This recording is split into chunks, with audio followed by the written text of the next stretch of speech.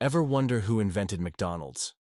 You might be surprised to learn that it wasn't some genius billionaire, but rather two ordinary brothers named Richard and Maurice McDonald, aka the McDonald brothers.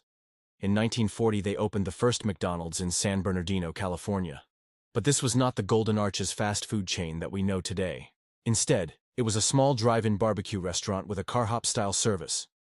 Their menu featured burgers, hot dogs, pies, sandwiches, and other classic barbecue fare. They also introduced some innovations like a self-serve drink fountain and a coin-operated milkshake machine. But their real claim to fame was their Speedee Service System, which was like an assembly line for food. It allowed them to serve customers in under 30 seconds, which was unheard of at the time. This system became the blueprint for modern fast food and would make them a fortune. But if they made it big, why aren't they as famous as Ray Kroc, the man who bought their business and turned it into a global empire? Well, it's because their paths crossed with a very shrewd milkshake machine salesman named Ray Kroc.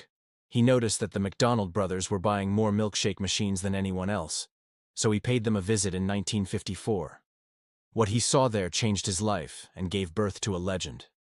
He saw that their Speedee Service System was revolutionary and could be replicated anywhere. He also saw that they had a great product, a loyal customer base, and a unique brand.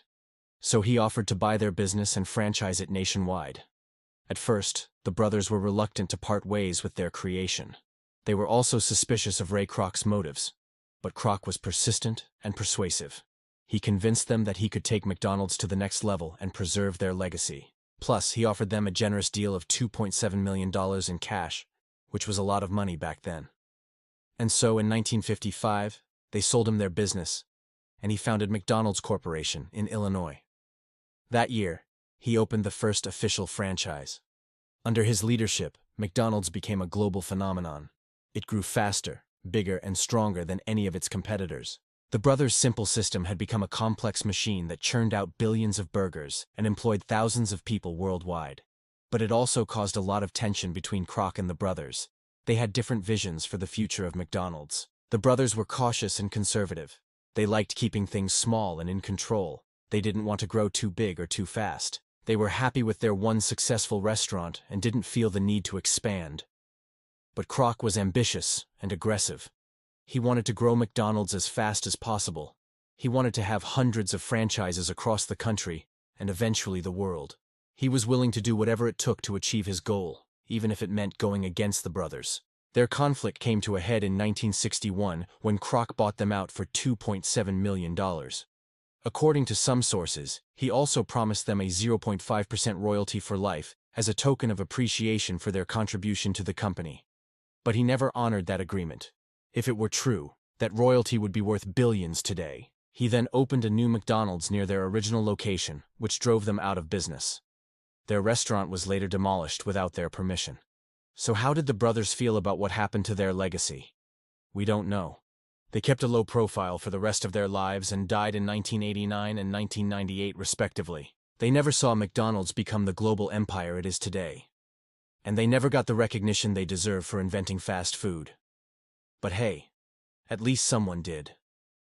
The story of McDonald's is a fascinating one that has captivated filmmakers, authors, and business schools for decades.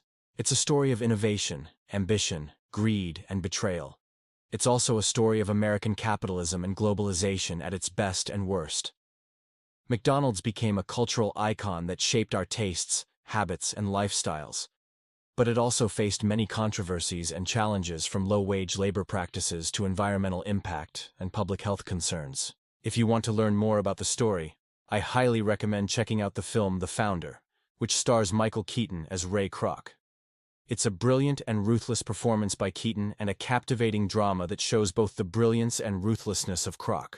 You can also read books like Grinding It Out, which is Kroc's autobiography, or McDonald's, Behind the Arches, which is a comprehensive account of the company's history by author John F. Love. Thanks for watching and see you next time.